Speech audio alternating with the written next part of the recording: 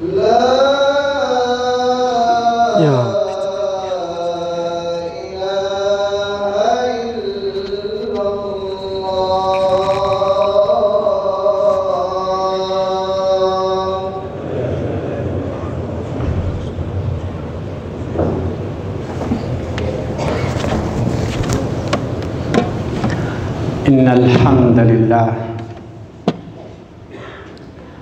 الحمد لله نحمده ونستعينه ونستغفره ونستهديه ونعوذ بالله من شرور أنفسنا ومن سيئات أعمالنا.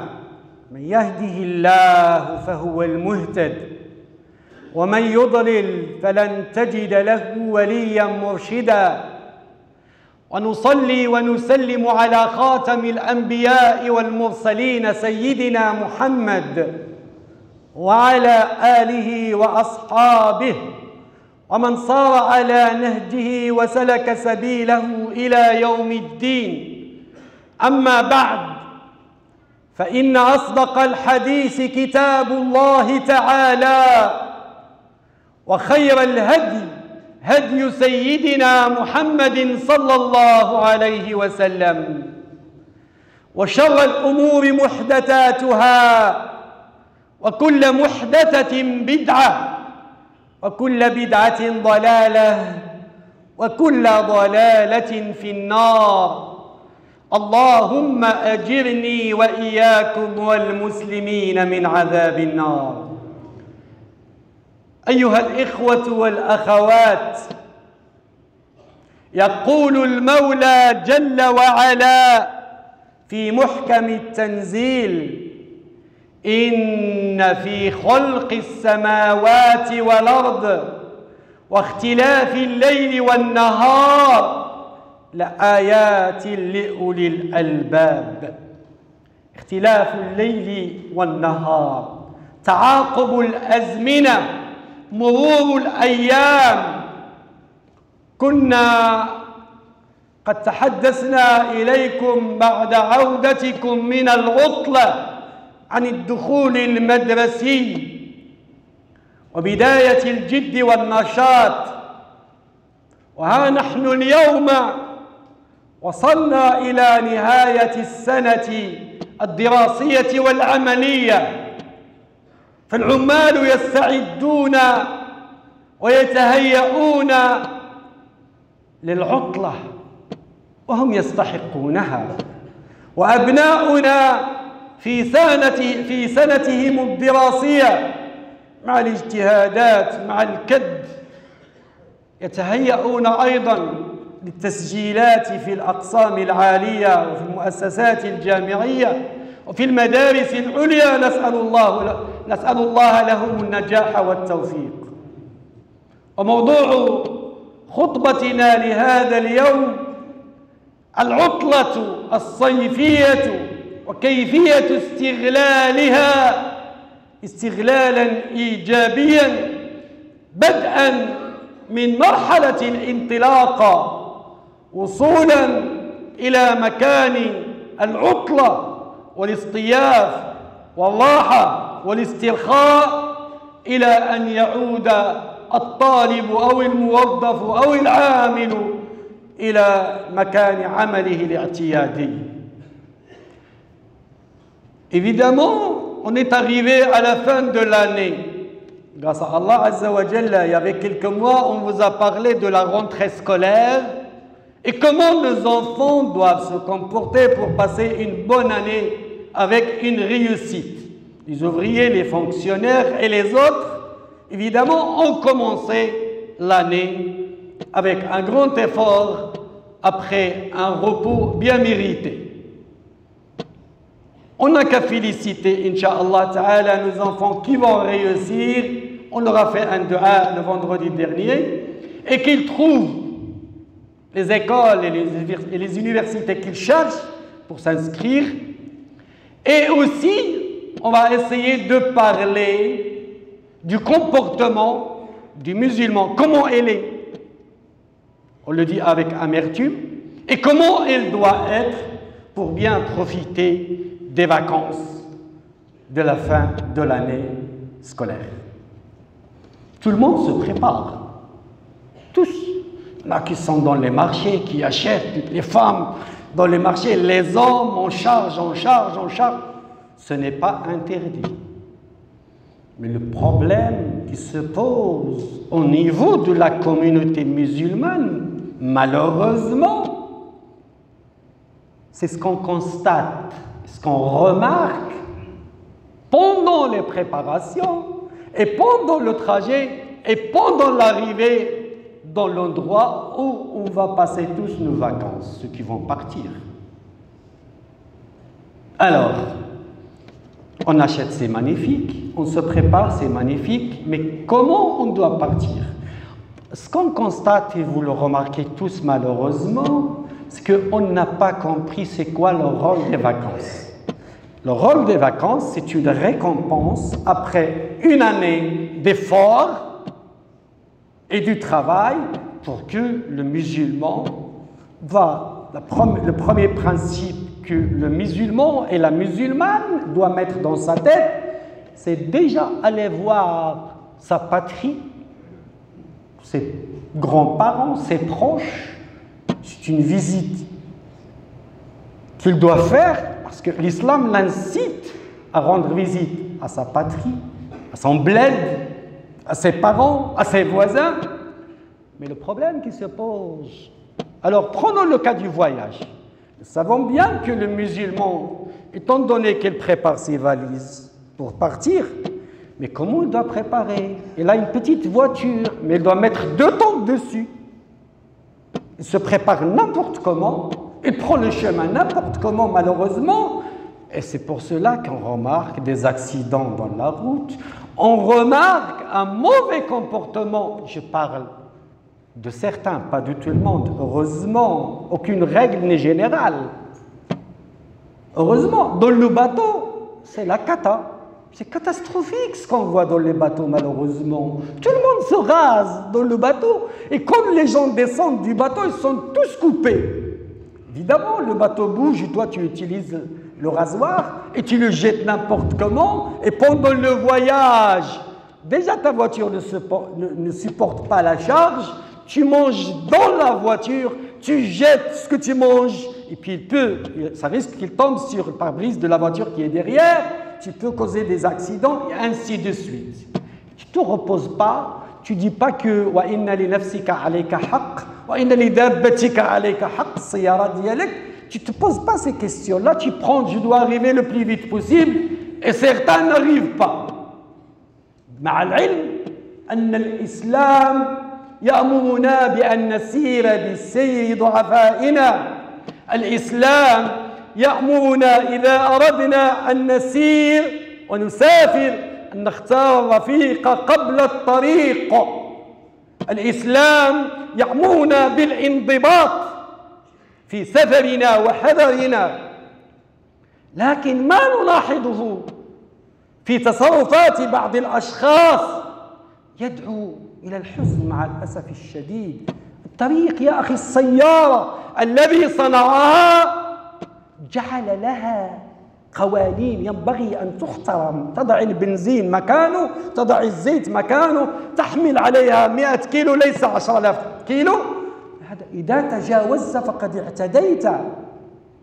إذا تجاوزت ما جعل لك في هذا الكتالوج الذي وضع للسيارة، ثم علينا أن نحترم من نمر عليهم من البلدان والطرق، وأن نحترم قوانينهم، وأن نظهر لهم من سلوكنا أن ديننا يأمرنا الانضباط والسلوك الحسن. يا أخي، أنت تريد أن تصل في 20 دقيقة إلى بلدك وأنت تسكن على 4000 كيلومتر أو 10,000 كيلومتر، ومنا من يقضي يعني أكثر من 5000 كيلومتر، 10,000 كيلومتر، يريد أن يصل في أقرب وقت فلا يصل. لماذا؟ لأن في التأني السلامة وفي العجلة الندامة. في ذلك أنتم قادمون على العطلة بمشيئة الله عز وجل. أسأل الله أن يبلغكم جميعا مأمنكم. لكن إخواني، هناك آداب، هناك أخلاق طريق. فإذا وصلتم إلى بلدانكم وهنا تظهر الطامة الكبرى في تصرفات بعض الأشخاص. نحن حينما ندخل في العطلة، بعض الناس عنده العطلة في كل شيء، لا يعمل، لا يصلي في الوقت، لا ينضبط، سلوكه يتغير. شو هذا؟ ما هذا التصرف؟ ما هذا السلوك؟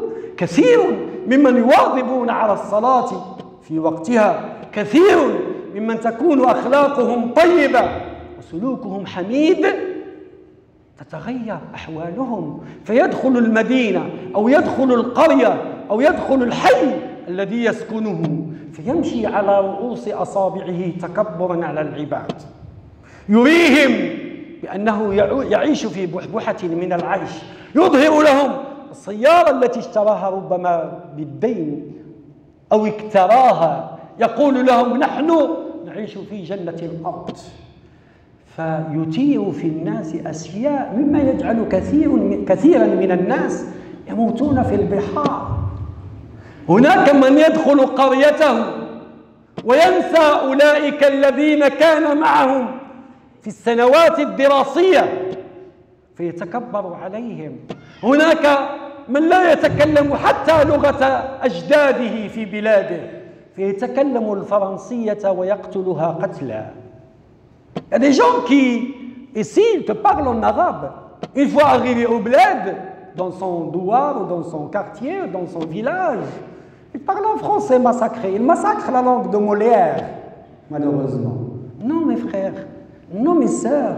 Le but des vacances, c'est se reposer, c'est voir la famille, être modeste, montrer que plus ta religion, plus l'éducation que tu as eue dans ce pays, notre pays que nous aimons tous, montre-leur que tu donnes l'exemple.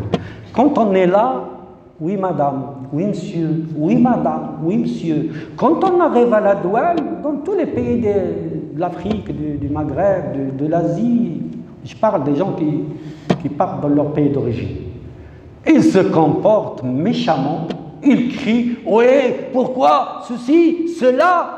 Et là, je parle jeunes. Une petite parenthèse pour les jeunes. Vous, qui louez les belles voitures et qui vont sur les côtes, qui vont dans les rues, qui essaient de se montrer et qui se comportent d'un comportement orgueilleux, craignez Allah Azza wa Jalla. Vous avez le droit de profiter de la vie. L'islam ne vous interdit pas. L'islam n'interdit à personne de profiter de la vie. Tu as les moyens, fais ce que tu veux dans le halal, dans les limites de ce qui est licite. عندك ما تمتع أخي الكريم قل سيروا في الأرض فانظروا كيف بدأ الله الخلق ثم يعيد تمتع لكن لا إفراط ولا تفريط. Attention au gaspillage, attention à l'orgueil, attention au sous-estime des autres. Et puis, quand vous rentrez dans un bled, respectez les gens du bled, soyez un petit peu modeste. في ناس ظروفهم هنا قاسية من الناحية المادية يفعل المستحيل ولو بالدين ولو بأي وسيلة لكي يذهب ليتكبر على خالته وعمته وربما على أمه. فهذا لا يليق بالمسلم. العطلة بالنسبة لنا هي صلة الرحم أولا، وهي ثانيا حب الأوطان. الإنسان الذي يحب وطنه هذا دليل على أنه مؤمن. نذهب إلى أوطاننا نزور. وكلمة إلى الآباء. Est-ce que vous ne constatez pas que vos enfants qui ont l'âge de 17 ans et de 16 ans ne veulent plus partir avec vous au bled? Oui, ça arrive. Un gros nombre, parce que je suis sur le terrain, je vois ce qui se passe. Vous savez pourquoi? Et même certaines femmes ne veulent plus aller passer les vacances au bled. Vous savez pourquoi? Parce que quand on arrive au bled, au lieu qu'on profite de nos pays, tous, vous tous qui sont là, tous vos pays sont magnifiques.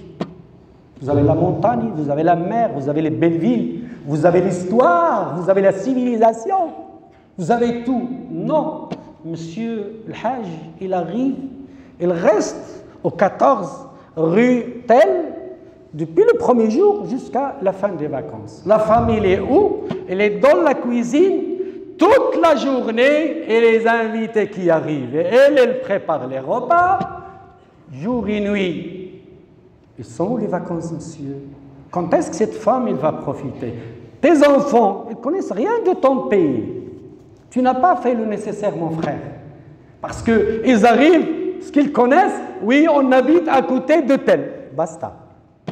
Ni plus ni moins. Non, prenez vos enfants. Il faut leur montrer vos beaux pays. La montagne, la plage, les villes. Sortez. Vous ne connaissez pas vos pays. Vous arrivez, ils restent là, sachant que ça ne demande pas beaucoup d'argent. Il suffit de s'organiser. Alors maintenant, les enfants de 17 ans, que le Hajj lui dit Yallah, ouldi, ghadi nimshi oul blad, Inch'Allah. Là, papa, j'ai fait mon programme, ghadi nimshi en Thaïlande, ma ashabi. C'est pas parce qu'il n'aime pas son pays, parce que le papa n'a pas fait le nécessaire, ou la maman n'a pas fait le nécessaire pour que ce jeune aime son bled. فإذا أردتم أن يبقى أبناؤنا متعلقون بأوطاننا علينا أن نحبب إليهم أوطاننا وأن نمتعهم بجمال بلداننا ثم علينا أن نزور علماء بلادنا. بلدانكم جميعا مملوءة بالعلماء، بالمؤسسات التعليمية وبالمؤسسات التكوينية وبالمتاحف. نحن لا نعرف عن أوطاننا شيئا، أو أبناؤنا لا يعرفون عن أوطاننا شيئا، وهذا تقصير من الآباء. ثم على الإنسان أن يجتنب كل المواقف والمواقع والأماكن التي تغضب الله عز وجل. الله لا يحرم السباحة، بل أمرنا رسول الله صلى الله عليه وسلم بالسباحة. الله تعالى لا يحرم الأفراح، علينا أن نفرح في الأعراس وفي المناسبات، لكن مع ضوابط شرعية، مع ضوابط شرعية.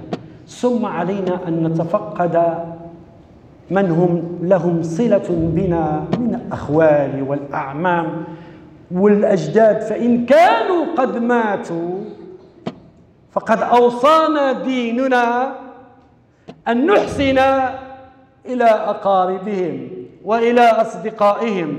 كنت قد تكلمت عن بر الوالدين قبل هذه الجمعة، وقلت لكم من بر الآباء والأمهات أن تصل الرحم التي لا توصل إلا بهما. زر أصدقاء أبيك، زر قبر الأجداد. Malheureusement, il y a des gens qui ne connaissent pas la tombe de leur père ni de leur grand-père. تقول له فين قبر أبوك؟ يقول في هذه الجهة اليمنى أو في هذه الجهة.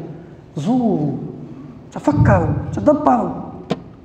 أسأل الله عز وجل أن تقضوا عطلة مباركة. أقول قولي هذا وأستغفر الله لي ولكم ولسائر المسلمين فاستغفروه إنه هو الغفور الرحيم.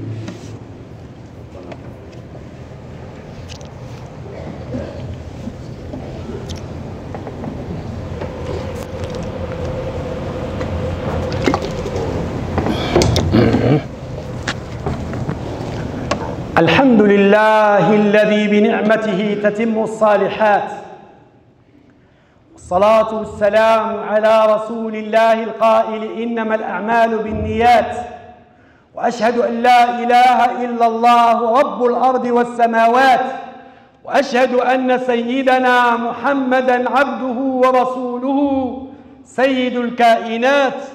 اللهم صل وسلم على سيدنا محمد ما دامت الأرض والسماوات. أيها الإخوة والأخوات، تلك حال الذاهبين المسافرين المتنقلين من مكان إلى مكان، فما حال المقيمين الذين لهم عذر أو لم تتح لهم الفرصة لسبب من الأسباب؟ على المقيمين أيضا أن يبقوا في سلوكهم المستقيم قولا وعملا وصدقا وإخلاصا. فإن كنت في العمل وإن كان رب العمل سيغيب عن المؤسسة في العطلة، لكن المؤسسة تشتغل، إياك أن تخدع، إياك أن تغش، إياك أن تقول non, il n'y a pas de responsable est absent. Ceux qui vont rester, évidemment, ils vont travailler. Ceux qui ne vont pas partir aux vacances, ils vont travailler. Mais la plupart des temps, l'entreprise, vous savez, le chef de service ou le chef de secteur ou le directeur, la plupart des temps, ils sont absents pendant les vacances. Puisque le patron n'est pas là ou le responsable n'est pas là, j'arrive quand je veux et je pars quand je veux et même parfois je triche. Non, monsieur. Non, madame. Vous n'avez pas le droit. Vous devrez avoir une conscience professionnelle. Vous devrez savoir que vous êtes contrôlé par un contrôleur ponctuel qui inscrit tout ce que tu fais. Il ne rate rien. Et puis, n'hésitez pas aussi de bouger, même au niveau de la France, un petit week-end, c'est magnifique. Nous avons dans notre pays aussi, la France, des endroits magnifiques. On prend la famille, même si on n'est pas parti en vacances pour une raison ou une autre. Je prends ma famille un week-end, on se repose. Parce que l'être humain, il a besoin d'un petit repos. J'aurai, Inch'Allah, l'occasion de bien enrichir ce sujet les vendredis qui viennent, si Dieu le veut, évidemment. أسأل الله رب العرش العظيم أن يوفقنا للخير وأن نكون أحسن سفراء أوطاننا في سفرنا وفي حضرنا. أسأل الله رب العرش العظيم أن يختم لنا جميعا بحسن الخاتمة. اللهم بلغ المسافرين إلى أوطانهم سالمين. اللهم بلغ المسافرين إلى أوطانهم سالمين. اللهم بارك في المقيمين يا رب العالمين. اللهم احفظ أوطاننا. اللهم احفظ لنا وطننا هذا أيضا. Que Dieu protège la France. Que notre pays, la France, vit en paix, en tolérance, en clémence. Que nous vivons tous dans la fraternité. Que Dieu protège tous les pays du monde. Que l'humanité arrive à vivre en fraternité et en tolérance. Parce qu'on est tous les fils de Adam. Et on doit se respecter et on doit s'aider entre nous. C'est ce qui est le principe de l'humanité. أسأل الله رب العرش العظيم أن يبارك في هذا المسجد وفي القائمين عليه، وأسأل الله تعالى أن يبارك في كل مساجد المسلمين. اللهم ارزق أوطاننا الأمن والأمان والسلامة والإطمئنان. اللهم وفق ملوك ورؤساء المسلمين إلى الخير واجمع شملهم ووحد صفوفهم. اجعل الصيف يا رب العالمين فرصة راحة وتقرب إليك بالطاعات يا أرحم الراحمين يا رب العالمين. عندنا أفاضل علماء زارونا جزاهم الله خير. أسأل الله تعالى أن يتقبل خطواتهم وأن يبارك فيهم. إمام مسجدنا أسأل الله سبحانه وتعالى أن يحفظه لنا، وإمامنا الذي انتقل إلى رحمته سيدي محمد الجعفري وصلينا عليه يوم الثلاثاء. من باب الوفاء والإخلاص أن لا تنسوه في سجدة، لأنه كان إماما لكم. اللهم ارحمه، اللهم ارحمه، اللهم ارحمه. اللهم وسع عليه وارحم جميع موتى المسلمين. اللهم اشف جميع المرضى من كل الأجناس. اللهم اشف جميع المرضى من كل الأجناس. وارزقنا الاطمئنان في نفوسنا. أبناؤكم وأبناء المسلمين جميعا اللهم ارزقهم النجاح، اللهم ارزقهم التوفيق. اللهم اختم لنا بحسن الخاتمة. سبحان ربك رب العزة عما يصفون، سلام على المرسلين والحمد لله رب العالمين. وأقم الصلاة.